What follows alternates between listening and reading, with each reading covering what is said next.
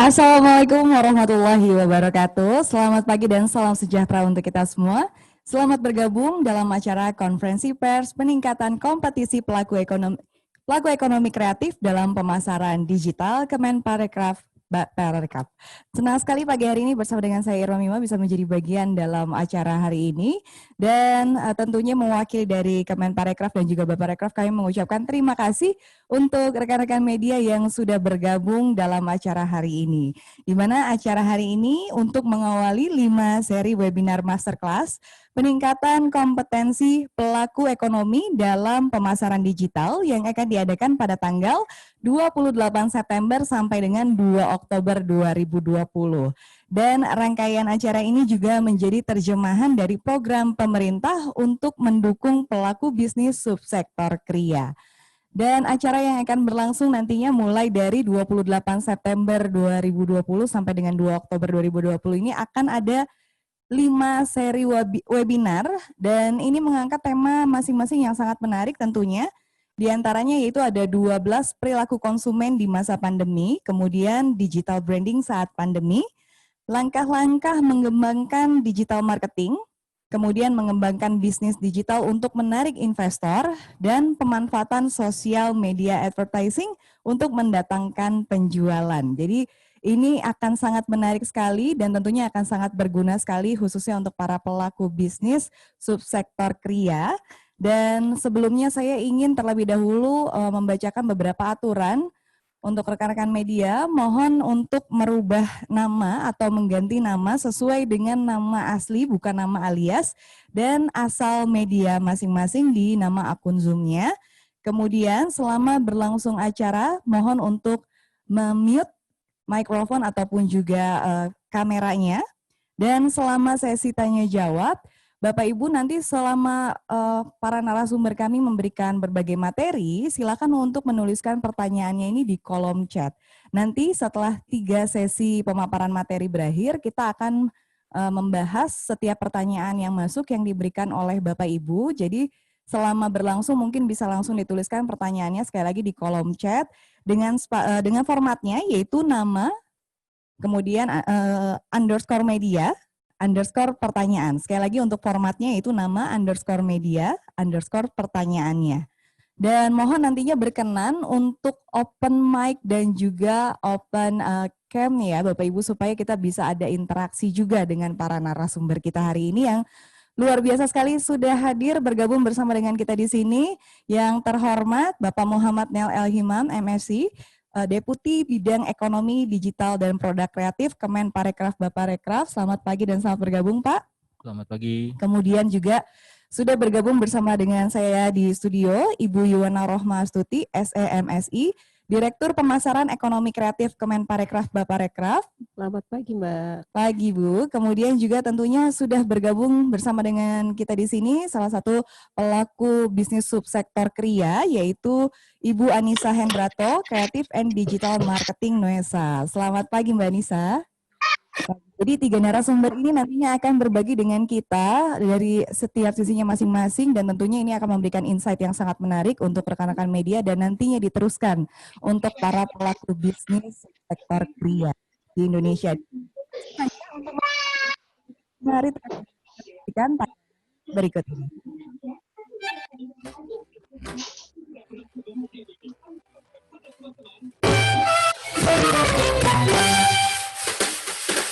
Produk lokal memang handal, kreasi lokal memang spesial.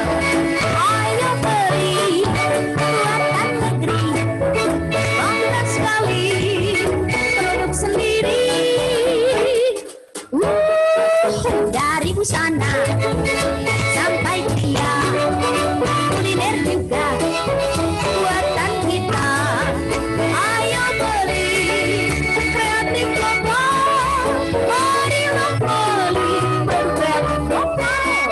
Berjuang negeri, beli kreatif lokal. Bangga beli kreatif lokal.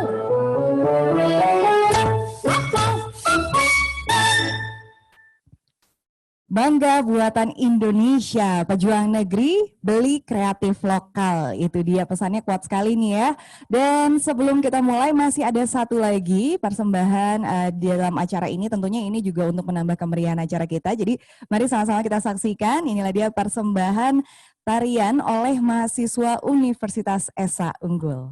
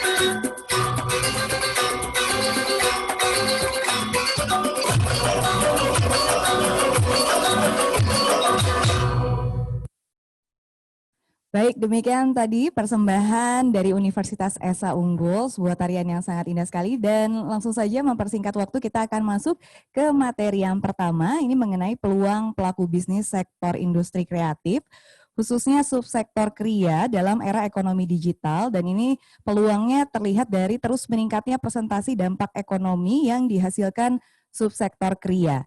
dan inovasi atau program-program yang telah dilakukan Kemenparekraf dan Baparekraf untuk mendukung pertumbuhan ekonomi digital Indonesia. Nah, materi ini akan dibawakan oleh yang kami hormati Bapak Muhammad Nel El-Himam selaku Deputi Bidang Ekonomi Digital dan Produk Kreatif Kemenparekraf Baparekraf. Selamat pagi.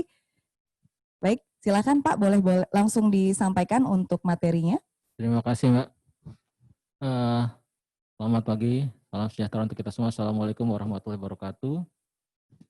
Om Swastiastu, nama budaya, salam kebajikan, dan yang paling penting saat ini adalah salam sehat buat kita semua.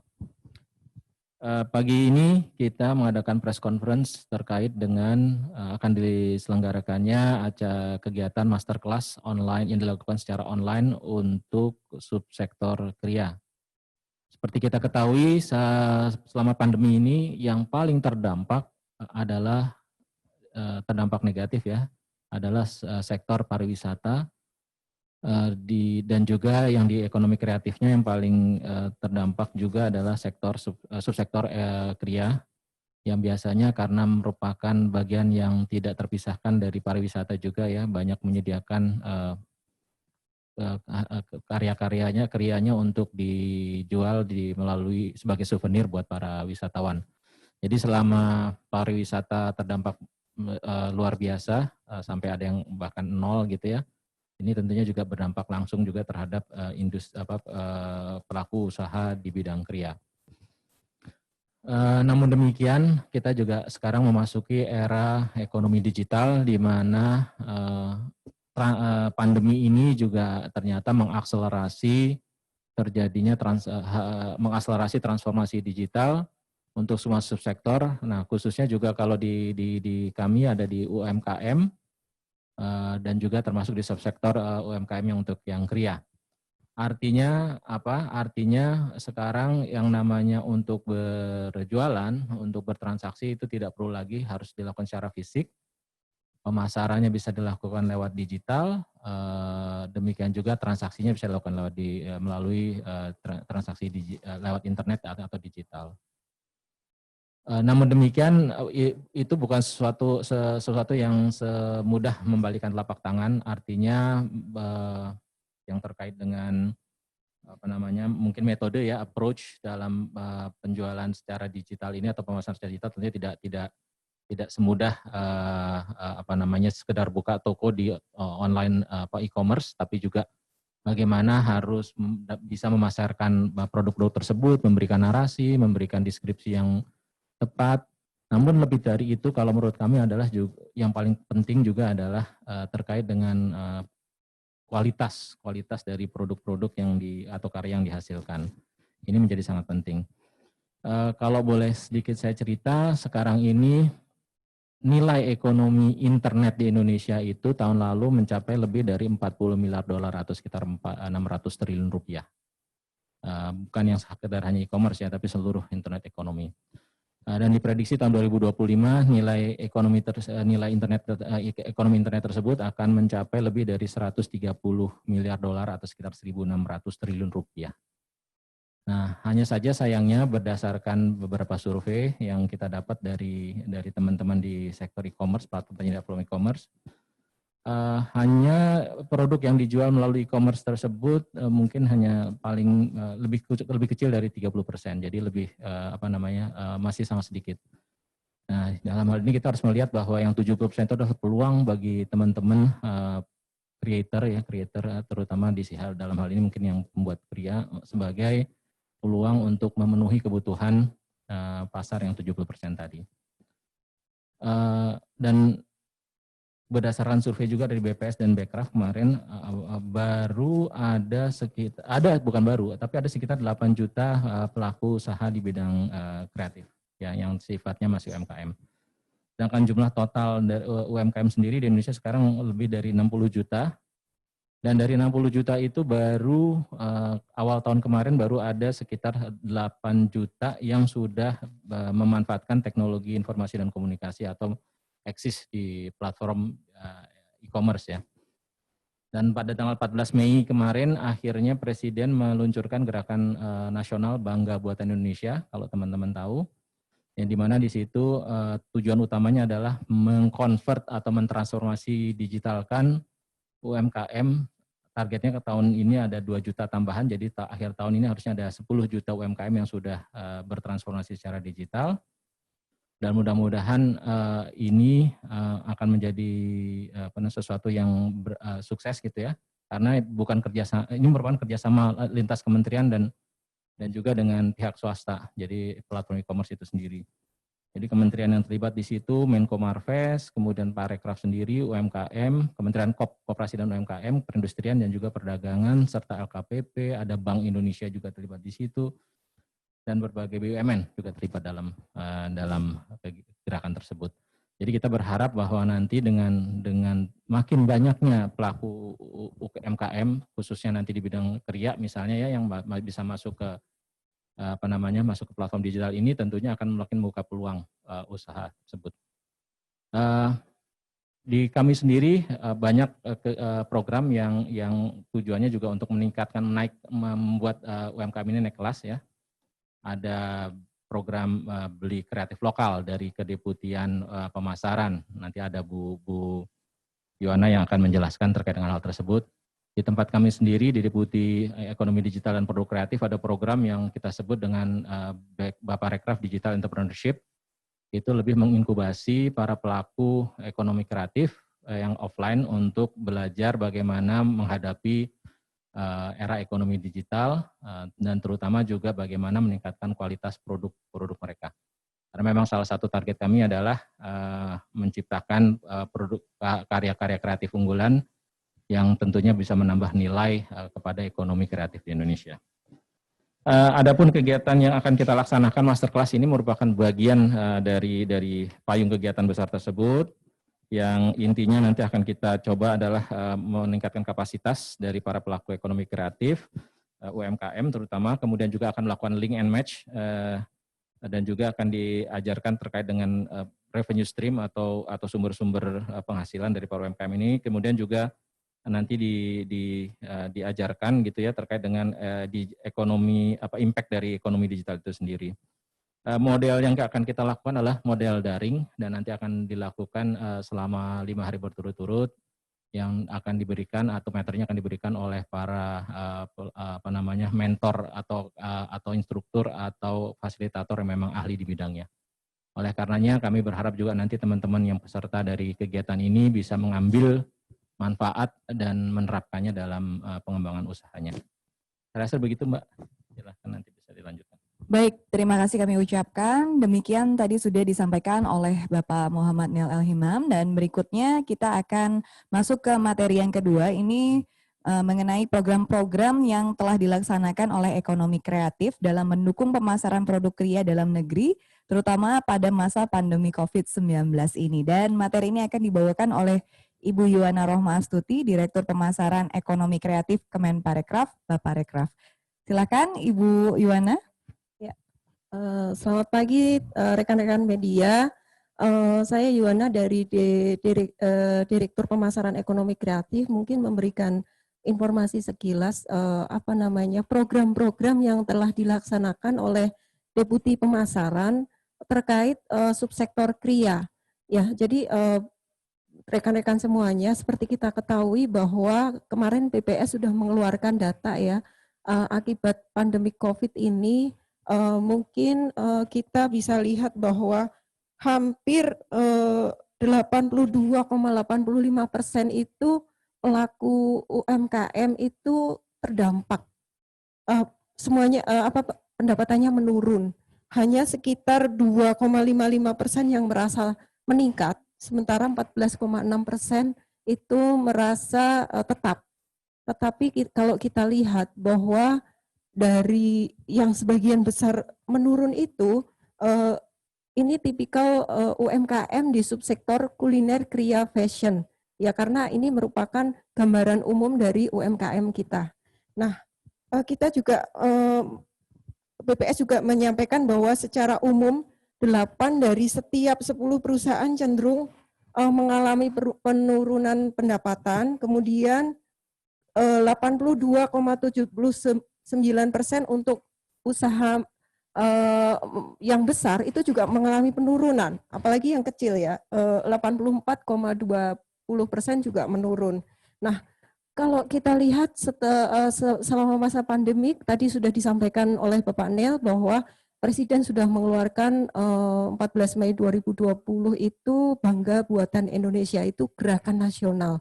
Gerakan nasional yang menghimbau kepada para pelaku UMKM ini untuk mulai bertransformasi ke digital. Jadi Bapak Presiden menghimbau kepada marketplace untuk membantu KL-KL untuk bersinergi semuanya membuat kegiatan yang pada akhirnya akan membantu para UMKM untuk bertransformasi ke digital. Nah, targetnya cuma 2 juta, tetapi Bapak Ibu sudah sampai saat ini sudah 1,97 juta. Jadi saya rasa target tersebut sangat bisa terpenuhi.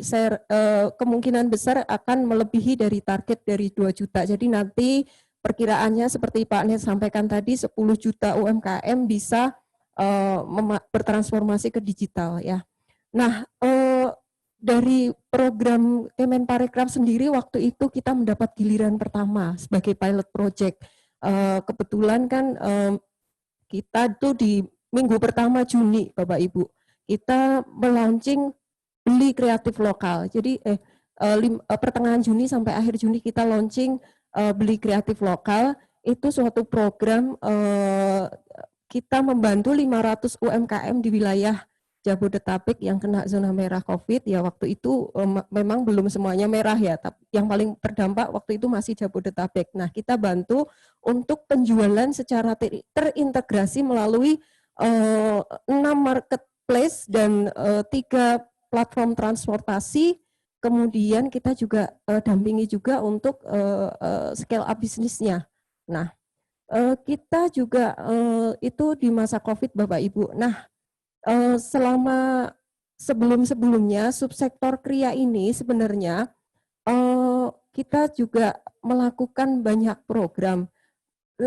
Lebih banyaknya sebelum-sebelumnya itu lebih ke offline ya, pameran. Nah, tadi disampaikan oleh Pak Nel, makanya karena selama ini fasilitasi lebih banyak ke pameran, nah sekarang sementara pertemuan fisik itu dilarang gitu ya. Jadi memang kerasa sekali subsektor kriya ini efeknya yang mengandalkan interaksi fisik itu berdampak terhadap penurunan sangat besar. Nah, programnya apa saja?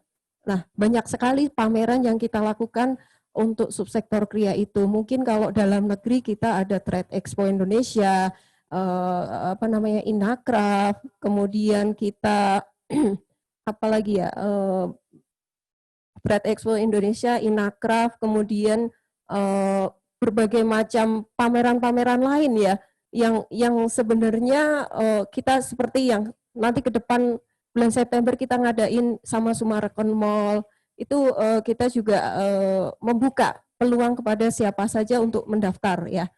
Kemudian untuk luar negeri kita juga banyak ada New York Now, ada seperti Ambiente, Maison Object, kemudian Salone de Mobile. Nah, itu sebenarnya sudah kita lakukan. Sistem kurasinya juga kita open call, atau kalau waktunya tidak terlalu mepet kita memakai sistem entry for call ya. Kita panggil yang sudah menjadi binaan Kemenparekraf untuk mendaftar. Jadi sebenarnya banyak sekali program-program yang kita laksanakan. Tetapi di era pandemi COVID ini memang kita beralih switch, kita harus pinter-pinter mencari program yang membantu para pelaku subsektor kriya ini untuk memanfaatkan transformasi digital ini biar mereka siap gitu ya.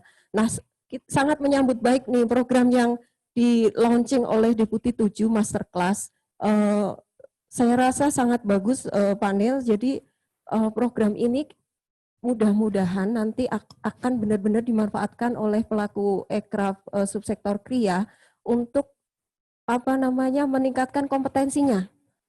Namun demikian Pak Nel, memang banyak sekali sekarang program webinar. Saya yakin materi yang paling tepat ini yang akan menarik pelaku ekraf karena sudah banyak sekali webinar di luar sana. Nah, mudah-mudahan program-program yang di launching 5 series ya nanti ya, itu benar-benar bisa bermanfaat buat pelaku subsektor kria dan nantinya bisa ikutin program meningkatkan penjualannya. Nah, kalau dari sisi kami juga nanti misalkan dari yang lulus dari masterclass nanti bisa masuk ke pemasaran kami. Jadi kita terintegrasi. Kita untuk tahun depan sudah mengalokasikan untuk offline ya. Mudah-mudahan sudah normal ya. Tapi namun demikian kita juga banyak kerjasama dengan KJRI untuk acara virtual. Jadi kita ada pameran secara virtual. Nah, nanti mudah-mudahan yang lulus dari masterclass ini bisa join ke program pemasaran. Jadi kita saling terkoneksi. Itu kira-kira Mbak Baik. Terima kasih Ibu Yuwana untuk pemaparan materinya dan semoga itu juga tadi bisa memberikan gambaran bagi rekan-rekan media sekalian ya. Dan berikutnya kita akan mengetahui dari sisi pelaku bisnis subsektor kria sendiri nih seperti apa. Tapi sebelumnya kembali saya ingin menginformasikan, silakan bagi Bapak Ibu rekan-rekan media yang memiliki pertanyaan terkait dari pemaparan dari setiap narasumber kami, bisa menuliskan pertanyaannya di kolom chat dan nanti setelah sesi ketiga dari pemaparan materi kita akan masuk ke sesi tanya jawab dan akan membahas setiap pertanyaan yang masuk. Dan langsung saja kita akan mengetahui bagaimana pengalaman dalam membangun brand secara digital. Ini akan dibawakan oleh Ibu Anissa Hendrato, Creative and Digital Marketing dari brand Nuesa. Selamat pagi Mbak Anissa, silahkan. Halo. Selamat pagi semuanya. Saya Anissa, saya mewakili 6 teman saya di Nuesa.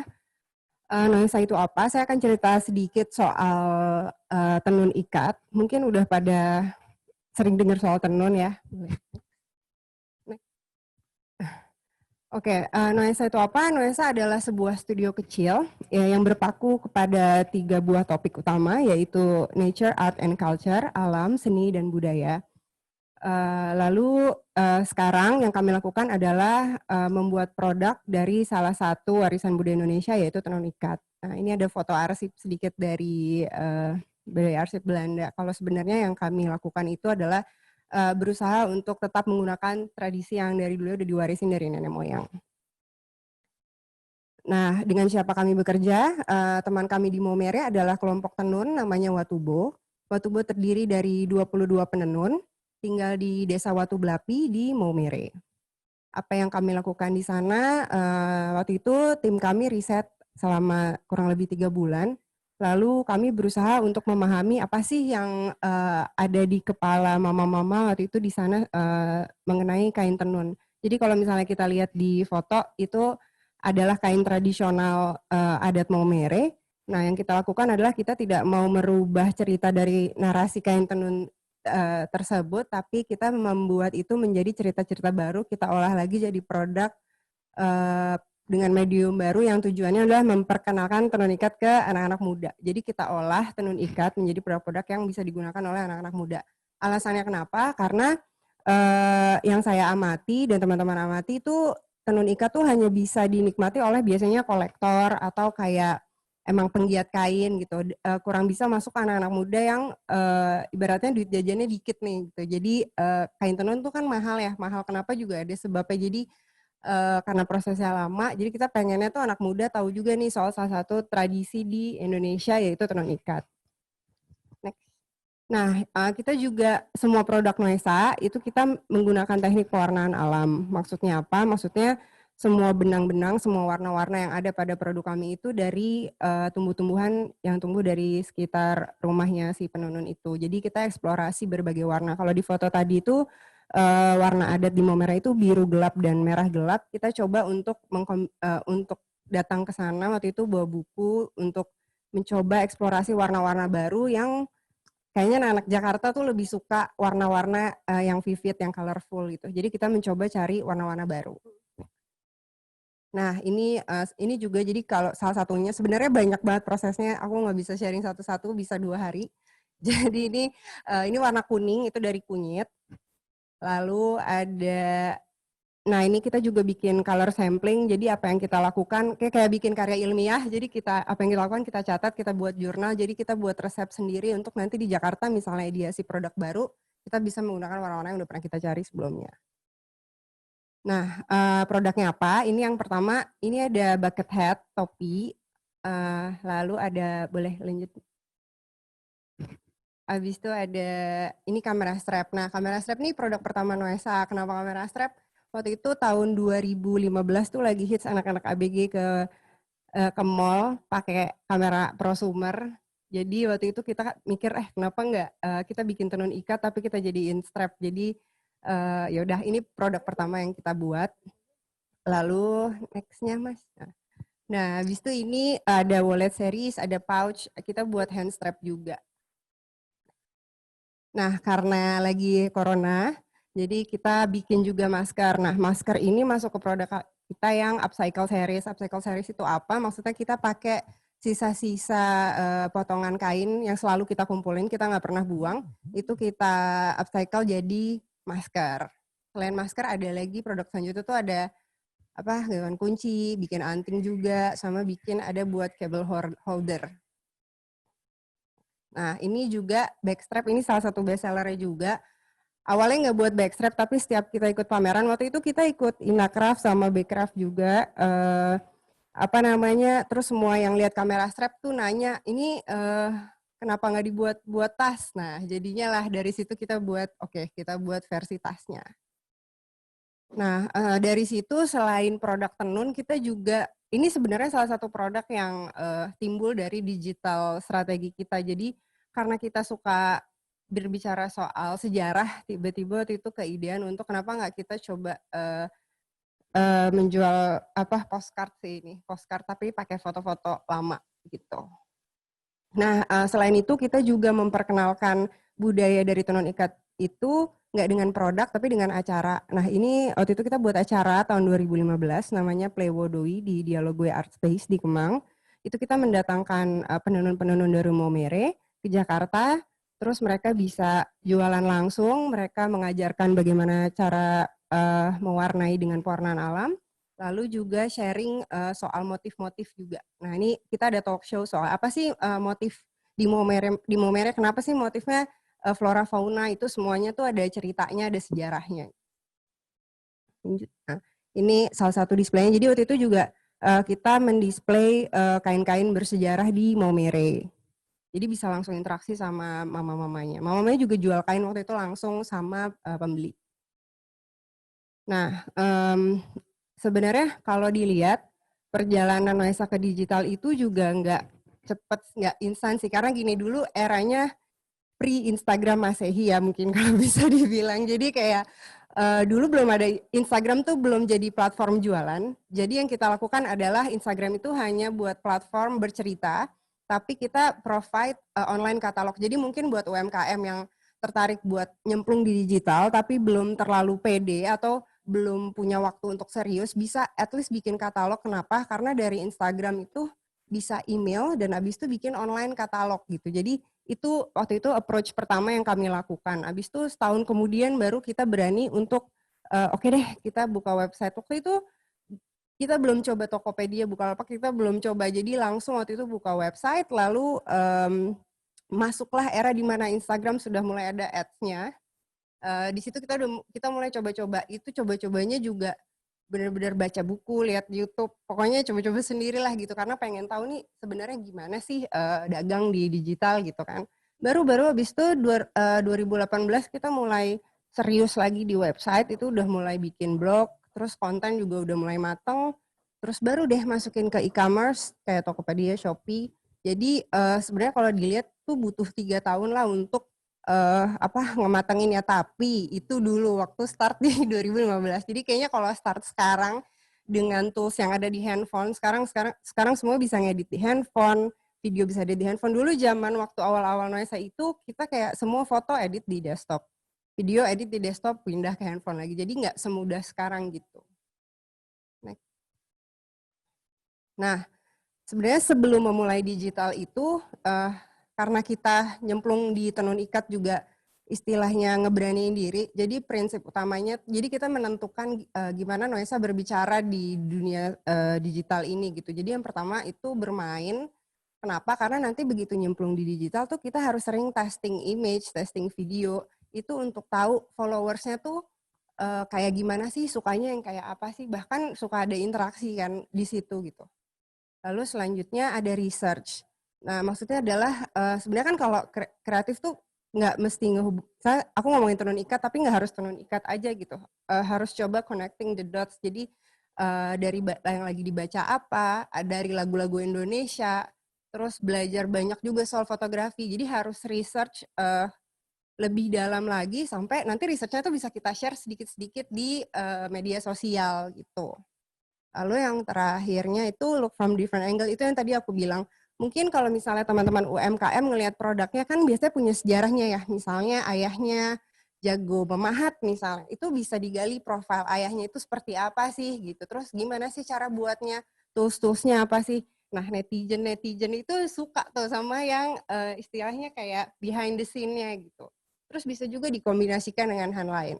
Nah, salah satu yang paling gampang buat teman-teman UMKM mungkin lebih berani untuk sharing prosesnya. Seberantakan apapun itu tuh bikin kita jadi punya apa ya? Jadi punya cerita gitu. Kalau tadi Bapak Niel bilang narasi tadi apa ya? Jadi orang-orang yang lihat juga tahu, oh ternyata produk yang kita beli tuh begini loh buatnya gitu. Nah, ini ada proses mengikat sama buat mental kapas. Lalu next, Mas. Nah ini juga mama-mama, jadi kita suka memperkenalkan siapa aja sih di balik kain tenun gitu. Jadi yang menenun ini siapa, yang mengepang ini siapa. Jadi kita kenalin satu-satu. Yang mama, ini namanya Mama Roslina, dia suka ngopi setiap pagi. Karena waktu itu riset lama, jadi kita cukup lumayan deket lah. Terus ini proses pewarnaan juga. Terus selanjutnya tadi, nah ini juga motif soal pattern, kita coba nge-scan pattern terus kita olah jadi digital. Next ya. Nah lalu bisa ditarik lagi sampai, sebenarnya saya berterima kasih juga di dunia digital karena waktu itu sampai saya memutuskan untuk mencari tenun ikat di perangko, nggak tahu kenapa out of nowhere. Cuman kayak sekarang udah nggak zaman sih, perangko saya masih koleksi sih satu buku lengkap. Cuman maksudnya waktu itu saya ke museum dan ternyata nemu beberapa perangko yang pakai baju adat tradisional Indonesia dan ternyata pakai kain tenun gitu. Jadi ini fotonya pakai handphone, terus si perangkonya tuh di display di kaca. Jadi mungkin fotonya agak blurry, tapi ini waktu itu seadanya aja nih. Waktu itu ya udah akhirnya kita coba sharing kalau sebenarnya ada baju adat gitu. Karena sekarang orang udah jarang ya yang pakai baju adat, cerita soal baju adat gitu. Terus next-nya. Nah, ini juga waktu itu sama tim Noesa, waktu itu ada International Women's Day tahun 2018. Terus waktu itu saya mikir bikin apa ya gitu. Secara kan produk kami juga yang buat perempuan gitu kan. Akhirnya waktu itu saya memutuskan untuk pergi ke Perpustakaan Museum Nasional untuk cari arsip foto. Waktu itu di lantai 8, fotografi dan audiovisual. Ya, hafalkan saya. Nah, itu apa? Jadi waktu itu saya coba buka album satu-satu, ada apa sih di Sika zaman dulunya gitu. Dan ternyata saya menemukannya. Jadi ini juga saya sharing nomor filenya di album berapa. Jadi kalau teman-teman pengen lihat foto aslinya, pengen lihat gimana kain tenun itu tahun 20 itu dibuat, bisa dilihat ke museum, ke perpustakaan gitu. Next. Jadi sebenarnya kita lakukan juga teknik pewarnaan alam itu udah dari tahun segitu. Boleh next lagi? Mas boleh di next lagi nggak? Oh ya udah, ya gitu. Itu ada. Mungkin kalau misalnya, ini aku nggak bisa sharing video, jadi kalau ada teman-teman mau lihat bisa cek Instagramnya Noesa langsung. Terus selanjutnya, nah ini juga ini playlist Spotify sebenarnya. Jadi namanya Kecap Manis Indonesian Traditional Gems. Waktu itu kita sempat dengerin satu album soal musik tradisional Indonesia, terus ada musik tradisional Flores juga. Dan akhirnya kita memutusin sama Sobat Noesa juga lah. Terus bikin playlist soal musik-musik Indonesia. Kenapa namanya Kecap Manis? Seperti yang kita tahu, kecap manis adalah Indonesian National Condiment kan ya. Kayak semua orang, cuman di Indonesia doang kecap tuh manis. Jadi, dan itu sebagai pelengkap kalau kita makan. Jadi kita ngambil cerita itu untuk nih lagu-lagu Indonesia yang semoga waktu lo kerja, waktu lo leyeh-leyeh tuh bisa kita dengerin gitu. Terus, nah ini juga kita ceritain Indonesia lagi. Ini masih dari timur, NTT. Ini waktu itu aku bikin dongeng judulnya Hana Lele. Jadi waktu itu aku ke toko buku Loak, terus nemu satu cerita rakyat Nusa Tenggara Timur, terbitan Kemendikbud. Sebenarnya nggak dijual, tapi waktu itu kita mikir, ini kayaknya bisa kita olah gitu. Jadi dongeng. Jadi waktu itu kita bikin dongeng audiovisual. Mungkin yang nanti bisa dicek aja kalau mau denger dongengnya langsung. Jadi maksud aku, digital tuh bisa nge-push diri kita sampai ke hal-hal yang nggak kepikiran gitu sebelumnya. Nah ini dongeng, terus nextnya ada nextnya. Nah ini juga ini free ebook PDF. Jadi Noesa kadang kan suka promo gitu. Jadi ini juga salah satu dongeng dari Adonara yang kita ketik ulang karena itu bukunya udah tahun 70. Jadi kita ketik ulang terus kita bisa di-download gratis di noesa.co.id kalau mau. Ini tentang ladang adobala, cerita dari Harantuka. Next. Nah, terus untuk visualnya kita juga di digital itu lebih ke bermain, nggak terlalu serius sih. Jadi ini kita mengeluarkan produk apa namanya, tas lipat gitu. Nah, waktu itu tas lipat dipakai ke pasar kan konteksnya. Lalu kita kepikiran lagu Indonesia yang pepaya, mangga, pisang, jambu. Nah, di nextnya tuh jadi boleh di next ya? Jadi tuh kita waktu itu pikir, kita bikin aja lah iseng-iseng karaoke gitu. Jadi apa nggak tahu anak-anak sekarang tahu nggak ya lagu apa emang nggak bisa nyamuk? Tawan dong umurnya. Terus nextnya, nah ini juga salah satu founder Noesa juga hobinya gambar. Jadi apa namanya waktu itu kita juga berusaha. Ini juga coba-coba untuk tahu followers Noesa suka nggak ya dikasih ilustrasi gini. Jadi waktu itu bikin animasi soal animasi simple sih, nggak yang keren-keren banget dari gambarnya dia. Ini cerita soal gimana benang kapas itu dibuat.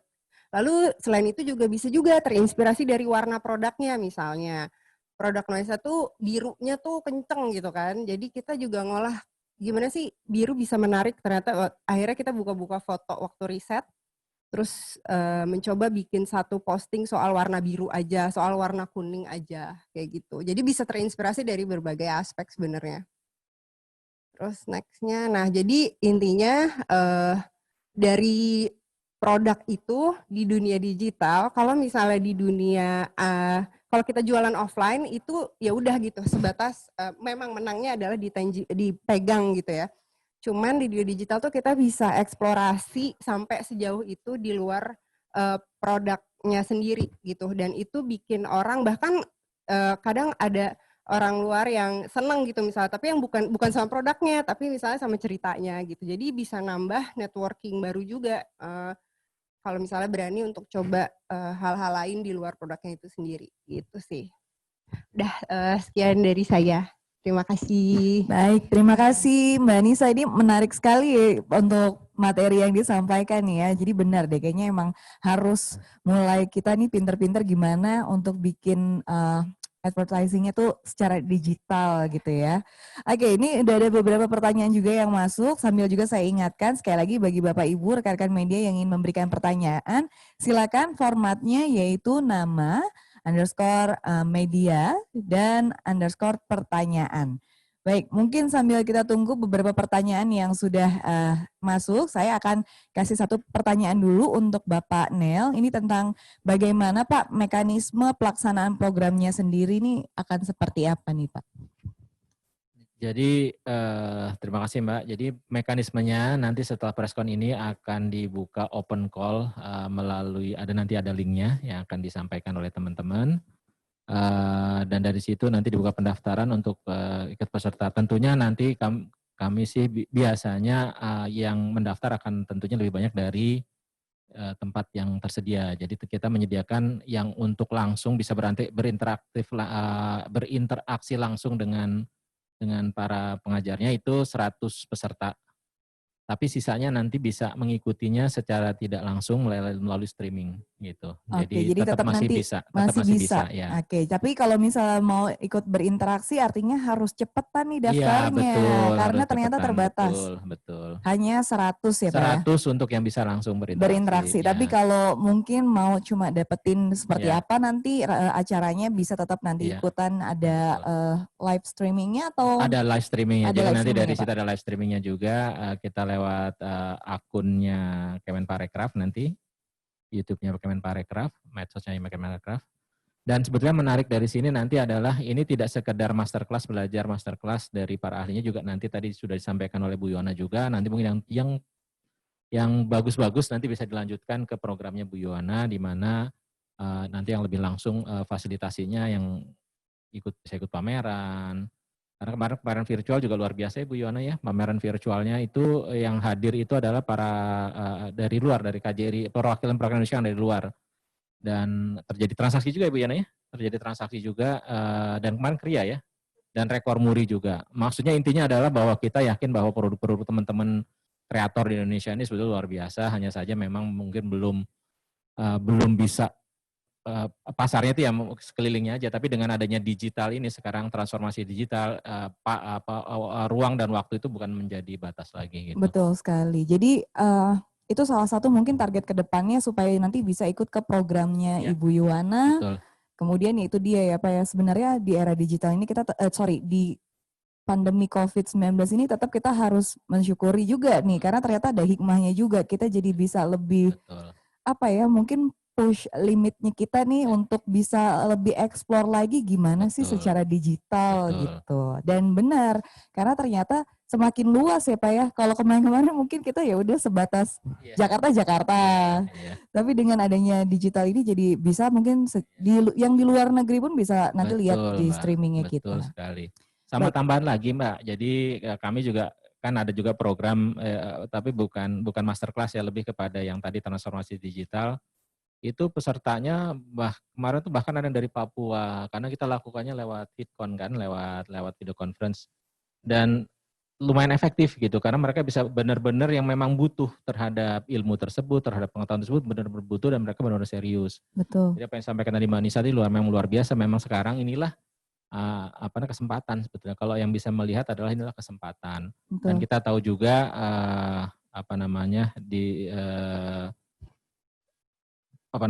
era digital ini, digitalisasi ini bukan hanya programnya Parekraf semata, tapi juga banyak KL yang juga melakukan hal tersebut, dan saya rasa ini akan sangat baik buat teman-teman kalau memang mau bertransform secara digital. Baik, terima kasih, itu dia. Jadi ini menarik sekali ya, kita bisa bahkan menjangkau lebih luas lagi gitu kan.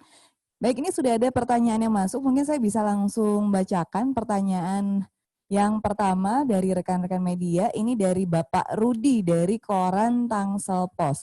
Pak Rudi mungkin boleh, ini Pak boleh join sama kita, kameranya boleh di on, mic-nya juga mungkin boleh di on, supaya bisa berinteraksi. Di sini pertanyaannya ada untuk Ibu Yuwana dan juga, ini hanya untuk Ibu Yuwana ya. Baik Pak Rudi, selamat pagi, apakah sudah bergabung? Oke, baik, kalau gitu langsung saja saya akan bacakan ini pertanyaannya untuk Ibu Yuwana. Bagaimana strategi dari Kemenparekraf bersinergi dengan pemerintah daerah untuk meningkatkan kompetensi pelaku UMKM daerah bertransformasi di media digital yang dampaknya signifikan terhadap penjualan produk UMKM khususnya KRIA? Ini lumayan panjang nih pertanyaannya ya Bu.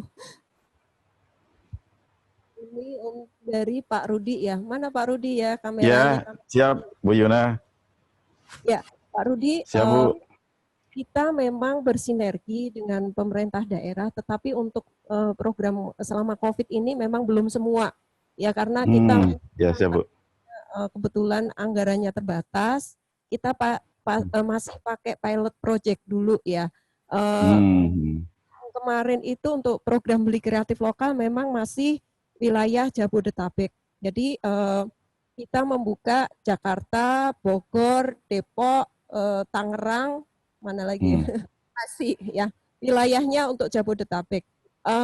Kita kemarin melalui proses open call ya. Jadi kita memang terbuka siapa bisa mendaftar sesuai yang memenuhi requirement akan kita terima gitu ya. Jadi kemarin memang sistemnya kita buka secara umum. Nah, rencananya ke depan kita akan bersinergi dengan program yang lain seperti program kata kreatif ya Pak ya. Kata kreatif itu kota kabupaten kreatif. Itu program Ya, siap. Craft ya yang di mana sudah ada 10 kalau nggak salah saya lihat tuh ada 10 kabupaten yang sudah ditetapkan sebagai kota kreatif. Nah, nanti ke depannya kita akan sinergi dengan pemerintah daerah yang sudah ditetapkan. Jadi kita lebih dorong lagi karena kami kan di hilir. Sementara Deputi Infrastruktur sudah membangun infrastrukturnya, pasti mereka sudah punya pertimbangan. Potensinya pasti sudah ada dan besar. Nah, nanti kami akan membantu memakarkannya.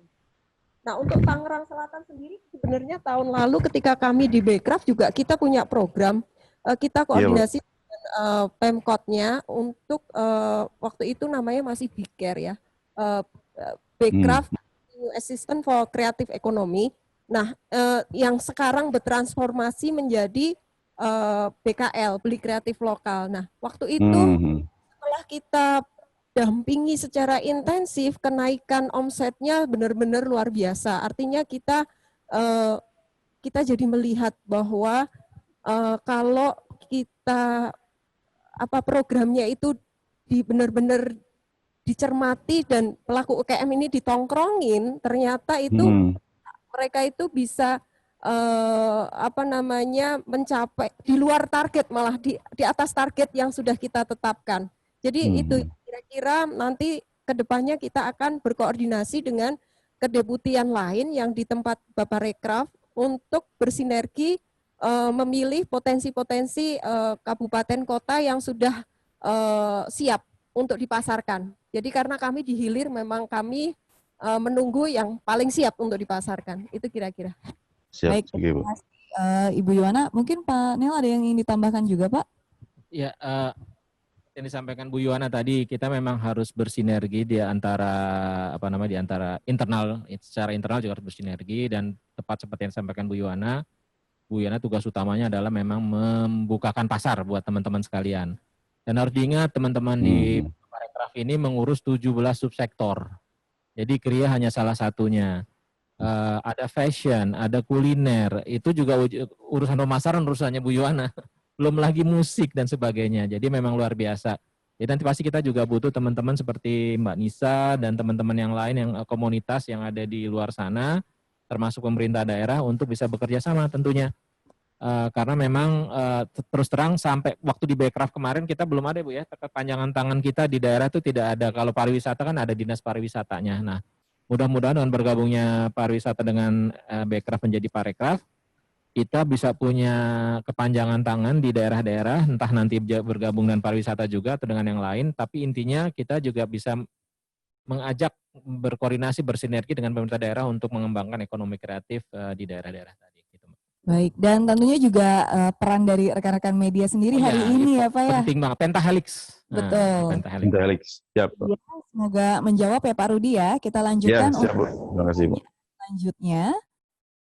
Ya, ini dia pertanyaan kedua. Oke, sudah bergabung bersama dengan kita. Selamat pagi, ini Bu Eni dari indexnews.com. Silahkan, boleh ditanyakan.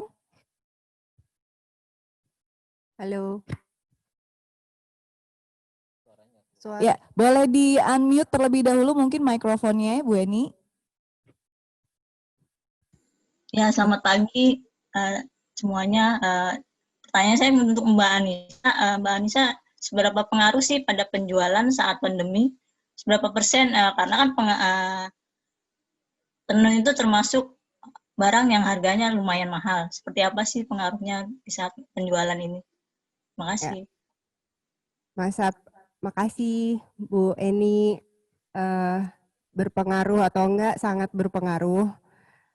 Itu bikin kami agak shock juga sih sebenarnya, kayak wow ternyata segininya ya. Tapi akhirnya itu memaksa kita lagi untuk putar otak, kayak produk-produk yang tadi tuh yang kecil-kecil, istilahnya produk-produk itu muncul di era pandemi ini. Jadi kita mesti bikin lagi produk-produk yang sekiranya kayak masker tuh kan masih berguna, maksudnya sekarang lagi digandrungi gitu. Terus kalau kita mau bikin tempat hand sanitizer juga, jadi kayak berpengaruh, sangat berpengaruh, separah itu juga. Tapi jadinya ya kita mesti mikirin lagi kira-kira bisa diolah jadi produk baru apa gitu.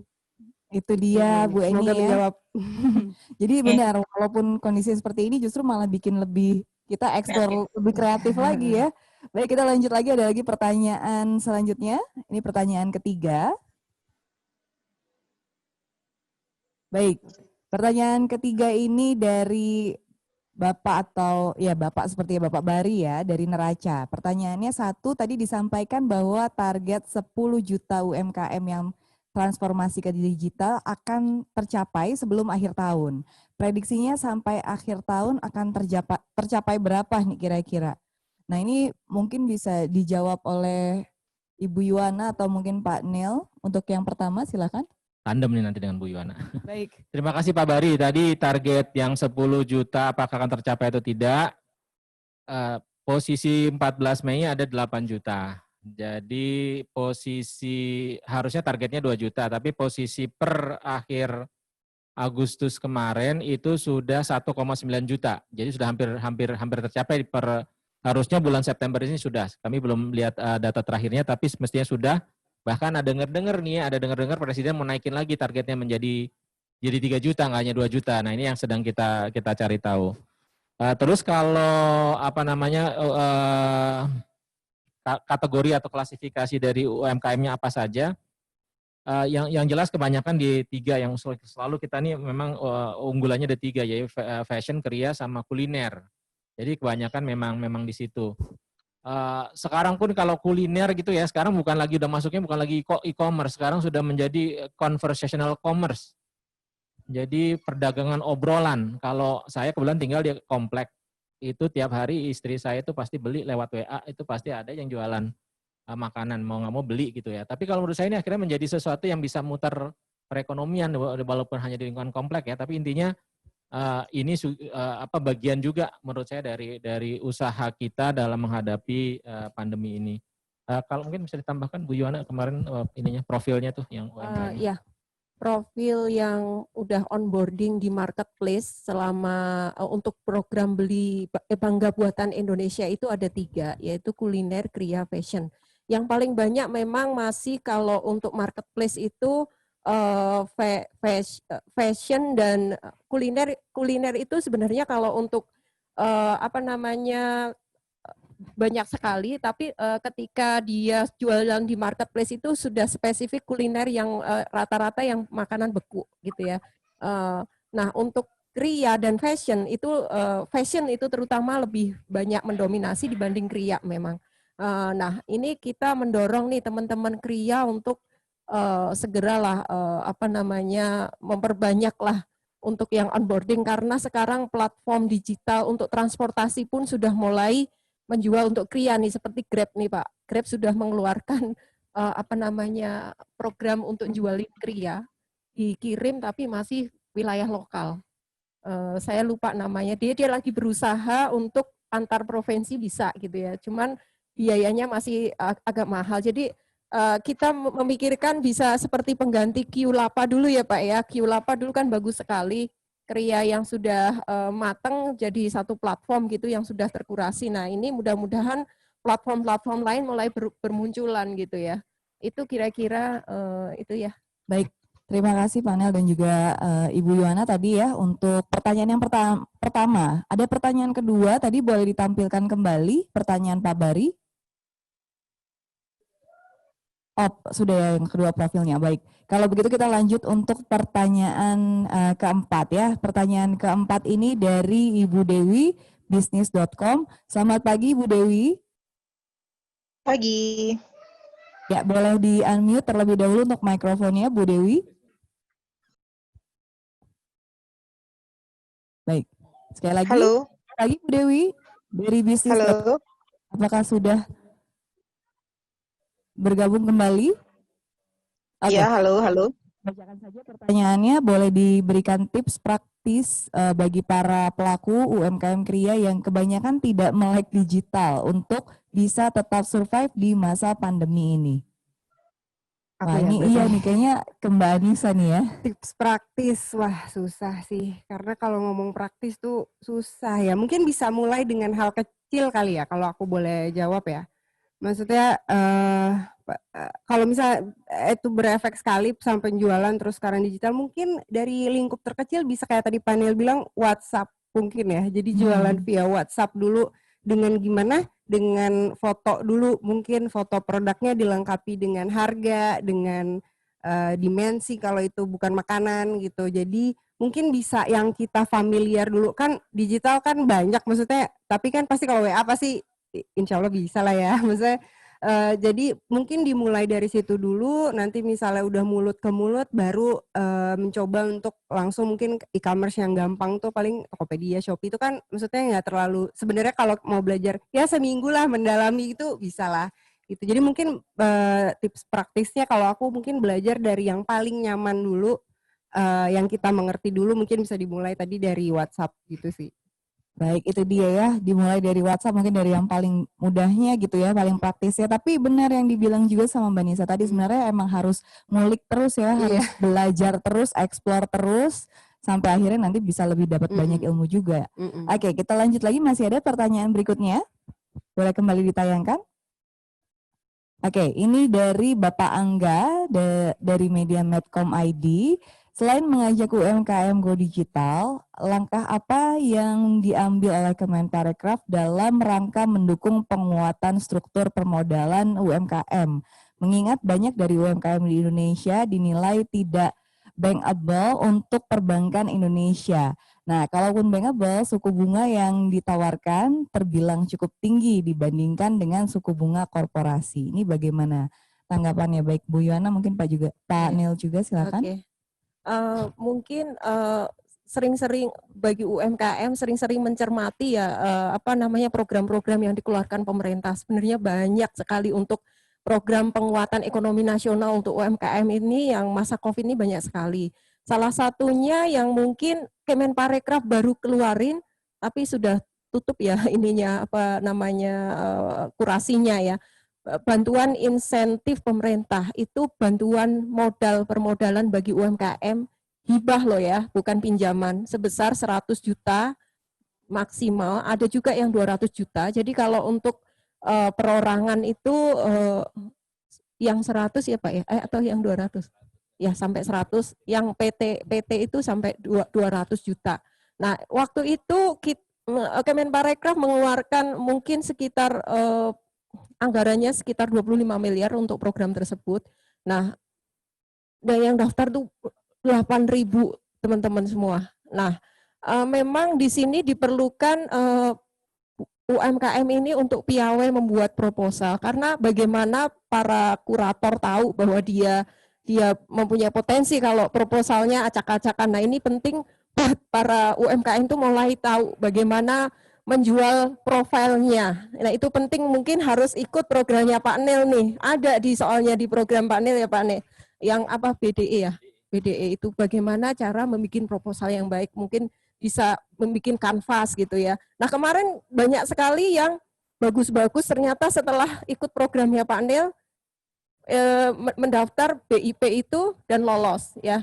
Jadi mungkin salah satu yang bisa di UMKM mulai lihat itu sering-sering mencermati program-program yang dikeluarkan pemerintah. Nah, salah satunya Kemenparekraf. Yang kedua mungkin untuk yang bankable tapi bunganya tinggi, tapi sebenarnya enggak juga, karena kur aja yang 6% sekarang jadi 0%. Jadi sekarang pemerintah sudah benar-benar ngeluarin mekanisme bagaimana mendorong UMKM ini supaya bisa mengakses permodalan dengan baik ya. Juga ada program yang permen itu ya Pak ya, untuk NIA ya. NIA, terus ada juga akses permodalan yang KMK yang dikeluarkan Kementerian Keuangan. Jadi sebenarnya banyak sekali program Mbak, asal benar-benar mencermati, karena memang infonya ini kan berbagai kementerian punya program. Nah, salah satu mungkin yang Kemenparekraf itu benar-benar hibah ya, BIP. Itu sih mungkin Pak Nel Baik. bisa Dan nambahin. ini mungkin Pak, informasi-informasi mengenai berbagai program-program yang menarik ini paling cepat tuh ada di mana sih? Instagram mungkin ada nggak sih Pak? Instagram ada. Ini tadi sebetulnya Bu Yohana ini juga ini sedikit lah ya, maksudnya kritik juga ke teman-teman yang lain di luar sana. Karena biasanya kalau kita ngadain program, contohnya seperti masterclass ini aja kita adakan preskon. Biasanya kalau preskon nanti kan keluar di media. Jadi ya bener banget. Jadi kalau memang tertarik dengan yang tadi harus kepoin bukan hanya Parekraf aja nih. Saya yakin semua kementerian juga sama. Apalagi yang terkait dengan UMKM. Yang utamanya tetap Kementerian KUKM, karena kemarin juga mereka ngadain juga kegiatan yang mirip-mirip juga, bantuan modal yang luar biasa juga ya, yang masif banget, malah jauh lebih masif dari kita, karena angkanya sampai ratusan miliar, mungkin bahkan triliun gitu ya, untuk membantu permodalan UMKM di masa pandemi ini. Jadi yang pertama saran saya sih kepoin itu medsos, Instagram, bukan maksudnya medsosnya para kementerian atau websitenya para kementerian yang resmi, itu biasanya ada, pasti diumumkan di situ. Dan biasanya kita lakukan sejauh-jauh hari, enggak jauh hari ya, tapi beberapa waktu sebelum programnya digulirkan gitu. Jadi itu penting. Yang kedua juga tadi benar seperti Bu Yana bilang untuk bahkan bukan hanya kementerian, bank pun punya juga program yang serupa tadi kayak KUR. Nah, ini juga butuh teman-teman di media nih untuk membantu juga mengkampanyekan gitu ya, ibaratnya mempromosikan termasuk how-nya. Jadi kadang-kadang ngerasa bunganya tinggi, padahal enggak ya, padahal enggak. Nah itulah yang harus teman-teman di media ini bantu untuk bisa juga mempromosikan kegiatan program-program seperti itu. Baik, itu dia. Jadi ini peran penting juga nih dari rekan-rekan media ya untuk bisa menyampaikan ke para pelaku bisnis UMKM ya Pak ya. Baik, kita masih ada pertanyaan lagi. Masih ada 3, luar biasa nih, banyak yang antusias memberikan pertanyaan. Baik, yang berikutnya ini dari Ibu Dewi Andriani. Mungkin nanti boleh dilengkapkan ya Ibu Dewi dari media mana supaya kita juga tahu. Buat Mbak Anissa, apakah dengan masuk ke dunia digital ini ada peningkatan penjualan? Kemudian berapa banyak dan produk apa yang paling laris nih, sama berapa range harganya? Oke, kalau ngomongin range harga ada perubahan semenjak COVID. Jadi tadi poin pertama ya udah hilang ya. Boleh dibuka lagi pertanyaannya? Sorry. Boleh dibuka kembali pertanyaannya? Oke. Peningkatan penjualan. Peningkatan itu di produk yang jujur aja yang range-nya pokoknya di bawah 300 itu yang kalau aku amatin paling sering keluar di pandemi kayak gini sih. Terus tadi produk yang paling laris. Produk paling laris karena kita baru keluarin masker, jadi masih masker sama tali kacamata. Jadi ada gelang tradisional gitu di Maumere namanya gelang wean, tapi kita modifikasi buat kacamata. Aku nggak bawa produknya sih. Jadi itu juga karena dia range harganya juga di bawah 300-an. Oke, jadi itu dia range yang sekitar 300-an masih. Iya, 300 ke bawah lah. Oke, jadi ini berubah harganya tuh yang lakukan ya, konteksnya maksudnya yang laris kan, iya. Oke. Berikutnya ada lagi pertanyaan selanjutnya. Oke, ini dari Bapak Birni atau Ibu ya ini ya, dari Gatra. Pertama, seperti apa sinergi Parekraf dengan Kementerian UMKM untuk digitalisasi UMKM agar tidak singgungan. Kemudian yang kedua, kerjasama yang dijalin dengan e-commerce untuk perluasan digitalisasi UMKM-nya seperti apa, dan target untuk membuka pasar, ini seperti apa sih, terutama untuk akses pasar di luar negeri. Namun dengan kondisi COVID seperti ini, bagaimana? Ini mungkin kita jawab ya satu persatu dulu ya. Boleh nanti ditampilkan lagi pertanyaannya. Baik, yang pertama tadi boleh dijawab Pak? Yang pertama tadi sinergi, kalau kita nggak singgungan dengan UMKM, karena Gerakan Nasional Bangga Buatan Indonesia tadi anggotanya termasuk Kementerian KUKM. Jadi kita benar-benar memang itu semua dikeroyok rame-rame. Masing-masing diberi jatah ya di waktu untuk campaign untuk itu, makanya dari target yang 2 juta itu dalam waktu beberapa bulan sudah hampir tercapai dan sehingga Presiden mungkin akan meningkatkan lagi targetnya menjadi lebih besar. Dan saya rasa gerakan Bangga Buatan Indonesia kemarin ini mungkin salah satu menurut saya bisa jadi contoh ya benchmark best practice atau model untuk sinergi antar kementerian KL. Jadi di situ benar-benar memang semuanya akhirnya menyadari bahwa ini semua permasalahan bukan hanya ke satu kementerian tapi kementerian rame-rame di mana semua bisa berkontribusi di situ. Nah, kalau Parekraf kenapa kita concern dengan digitalisasi karena subsektor yang kita ampu bersinggungan atau punya irisannya dengan UKM. Jadi kalau untuk pelaku ekonomi kreatif yang memang masih kecil skalanya, yang tadi di Kria fashion kuliner itu memang sangat bersinggungan dan kita juga tentu kita kerjakan juga banyak program-program kemarin yang di Backcraft yang kita teruskan. Tapi ke depannya intinya sebetulnya bukan hanya ke depan, dari sekarang pun kita akan concern di ekonomi kreatif yang nanti berbasis IP. Jadi intellectual property. Jadi nanti kalau ada kuliner misalnya ya kuliner itu dari mereknya, nanti dari ininya Bu ya, nanti yang akan kita kedepankan adalah memberikan nilai tambah terhadap produk-produk kreatifnya tadi. Jadi bukan hanya kuliner, Kria pun nanti mungkin dari desainnya. Tadi saya tadi penasaran tuh tadi yang pewarnaan alam itu apakah sudah ada standarnya tuh nanti jadinya. Kalau belum itu kan bisa kita klaim bahwa itu nanti pewarnaan alam yang memang asli dari Indonesia, bahkan kalau perlu nanti ada pembuatannya itu bisa pembuatannya untuk sampai jadi warna tersebut bisa di rahasia dagangkan misalnya ya, atau dibuat dibuat patenkan gitu ya, bisa seperti itu. Jadi yang lebih ke sana memang nantinya. Jadi mungkin singgungannya sekarang memang agak bukan singgungan, overlapnya mungkin agak kelihatan, tapi ke depan saya rasa nanti kita akan punya ininya sendiri gitu, tugasnya masing-masing. Dan tugasnya itu adalah saling komplementer. Gitu. Kalau sekarang mungkin keroyokan rame-rame bersinergi, tapi nanti mungkin sinerginya dalam sisi yang lebih komplementari. Sampai nanti punya pola masing-masing gitu. Betul. Ya Pak ya. Baik, berikutnya tadi pertanyaan yang kedua boleh ditampilkan kembali.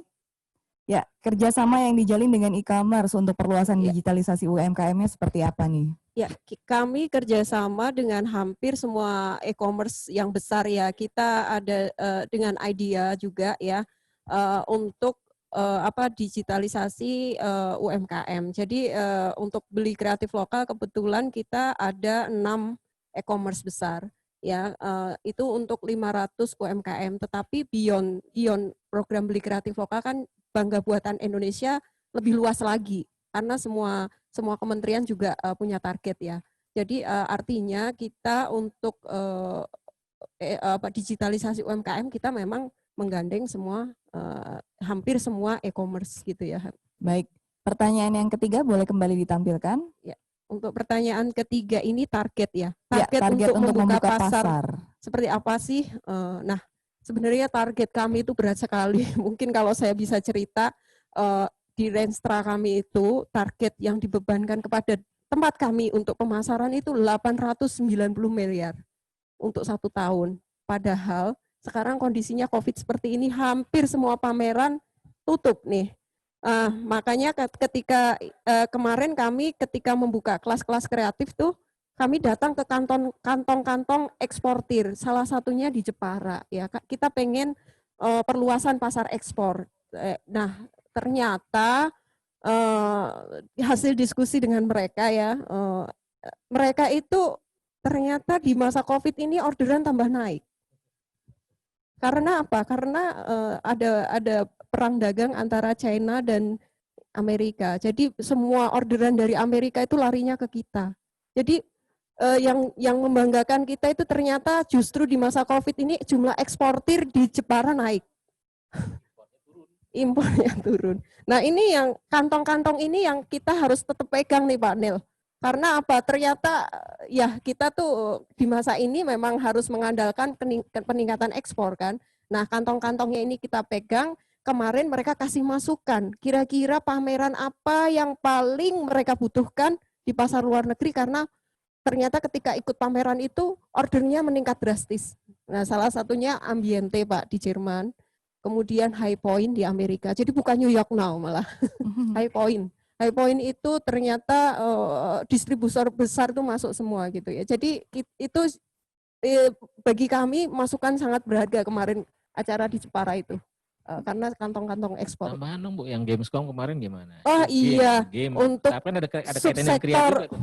Subsektor game kita juga memfasilitasi kemarin game develop Gamescom ya. Gamescom itu kita membawa 16 ya Pak kalau nggak salah ya. 16 para developer di event virtual. Oke. Cuman virtual nih, tapi prospek biasanya dilaksanakannya di Jerman. Tapi kali ini virtual. Dan ternyata transaksinya wow banget. Potensi transaksinya mencapai kalau dirupiahin 200-an miliar, Pak. 200-an miliar. Kan padahal investasi yang kami keluarkan cuma berapa 400 juta.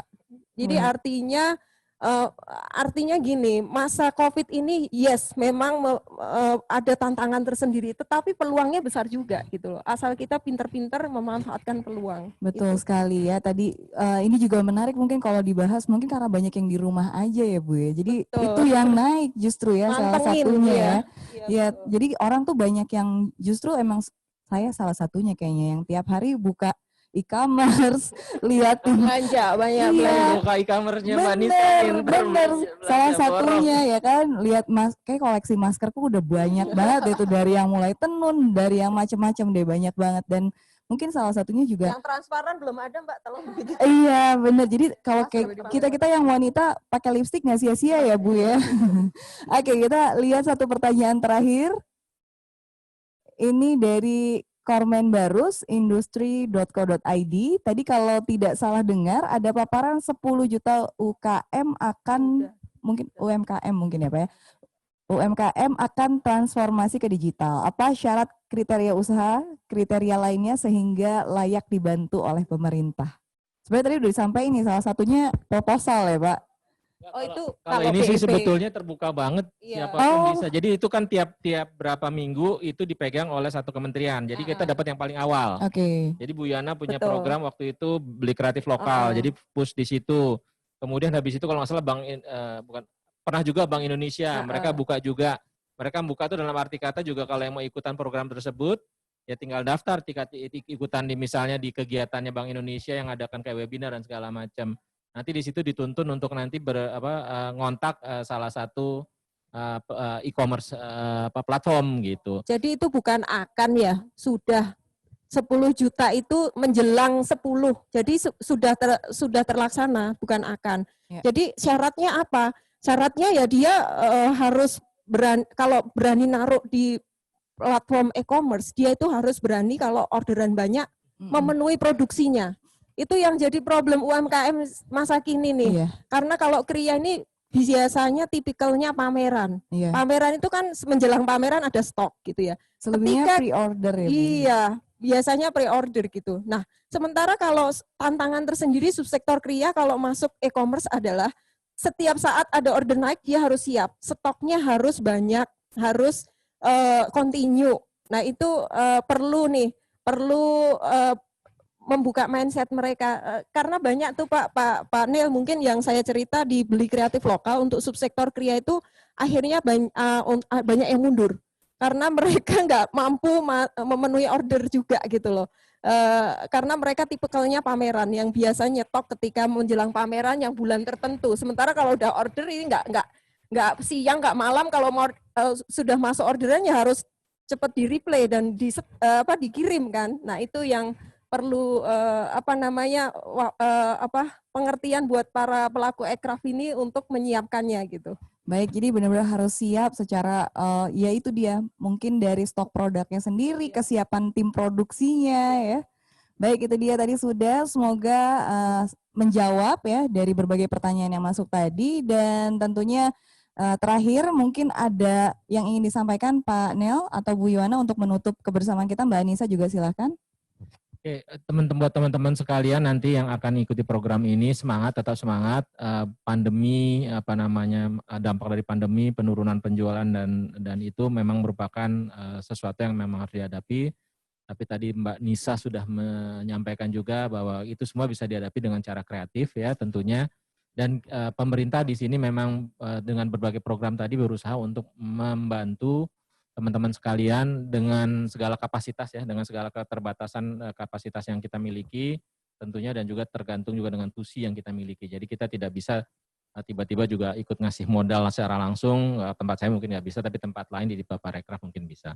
Demikian juga untuk pemasaran nanti misalnya bisa dibantu oleh tempatnya Bu Yohana. Jadi demikian teman-teman Baik, sekalian. terima kasih Bu Yohana. Kalau saya mungkin pesannya para media ini kan bisa sebagai enabler ya, memberikan akselerasi berita-berita bagus untuk memberikan semangat juga kepada para pelaku ekraf yang lain. Jadi minta tolong para media ini mungkin sering-seringlah memberitakan berita-berita yang membangkitkan semangat, terutama success story nih, terutama di masa COVID, jangan yang berita-berita bombastis aja gitu. Okay. Jadi mungkin itu deh, salah satunya mungkin kayak produk Nusa atau apa gitu ya, kan banyak tuh yang bagus-bagus dan berhasil di pasar ekspor.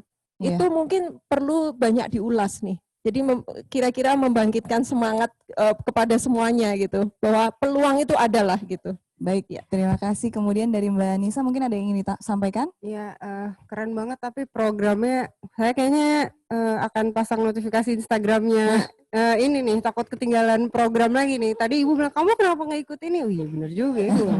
Karena banyak banget program. Iya, makanya oke, nanti saya akan nyalain notifikasinya. Mungkin kalau buat teman-teman media, iya aku setuju sama Ibu Yana.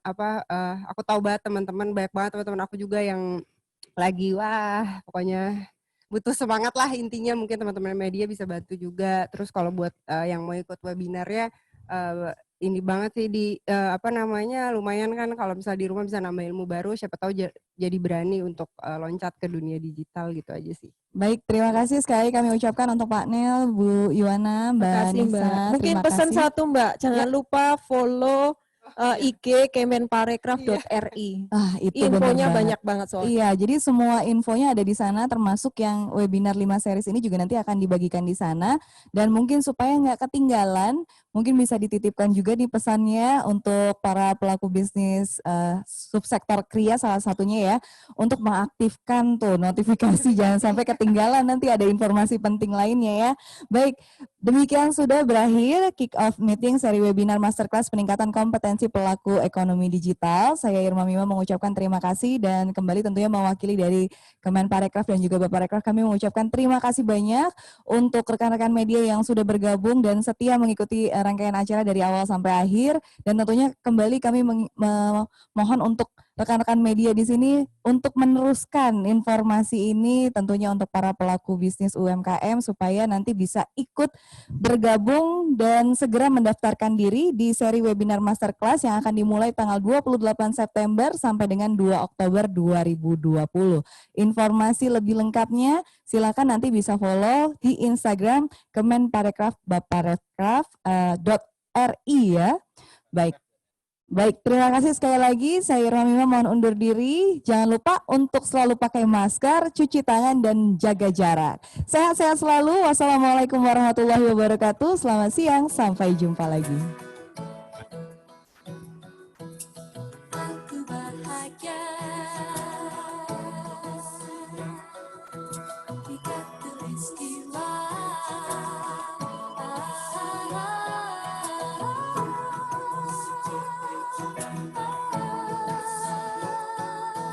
Bertajuk Jaya Jingga Suryani Cakrawala. Aku bahagia hidup sejahtera di khatulistiwa. Alam berseri-seri, bunga beraneka, bagai ramai-ramai. Bertajuk Cahya Jingga Suryani Cakrawala, selalu berseri. Alam indah bermain di khatulistiwa. Bersara senyum tawa, hawa sejuk nyaman, wajah pagi rupawan. Burung berkicau riang, bermandi embun surga. Syukur kehadirat yang maha pencipta, atas anugerahnya tanah nirmala.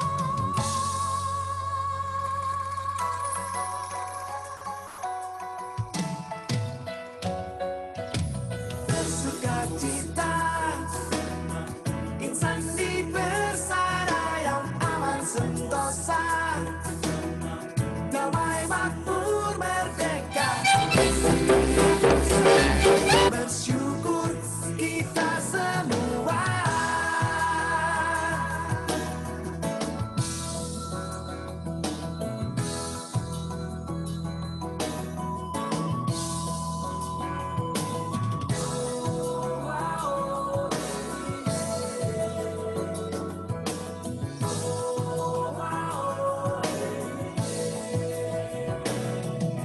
Selalu berseri, alam indah bermain di Indonesia, negeri tak